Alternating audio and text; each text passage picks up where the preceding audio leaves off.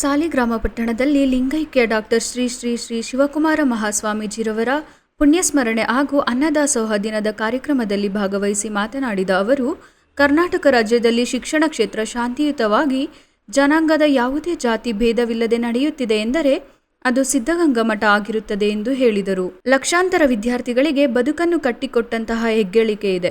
ಜೀವನವನ್ನು ರೂಪಿಸಿಕೊಟ್ಟಿದ್ದಾರೆ. ಇದರ ಶ್ರೇಯಸ್ಸು ಸ್ವಾಮೀಜಿ ಮತ್ತು ಮಠಕ್ಕೆ ಸಲ್ಲುತ್ತದೆ.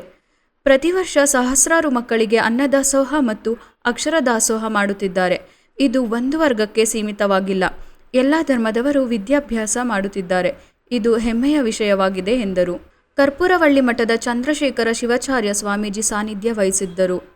ಶರಣ ಸಾಹಿತ್ಯ ಪರಿಷತ್ ಅಧ್ಯಕ್ಷ ಸಿಪಿ ರಮೇಶ್, ನೌಕರರ ಸಂಘದ ಅಧ್ಯಕ್ಷ ರಾಜಶೇಖರ, ಸರಗೂರು ನಟರಾಜ್, ಅಧ್ಯಕ್ಷ ಕೆಂಪರಾಜು ಇನ್ನಿತರರು ಇದ್ದರು.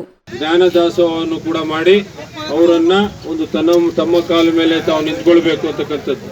ಇವತ್ತು ಸಿದ್ಧಗಂಗಾ ಮಠ ಅಂತಕ್ಕಂಥದ್ದು ಕೇವಲ ಒಂದು ಜಾತಿಗೆ ಒಂದು ಧರ್ಮಕ್ಕೆ ಸೀಮಿತ ಆಗಿಲ್ಲ.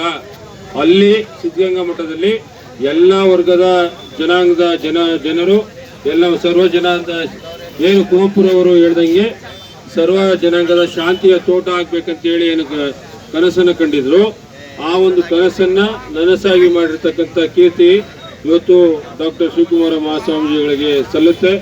ಅಲ್ಲಿ ಎಲ್ಲ ಧರ್ಮದ ಹುಡುಗರು ಕೂಡ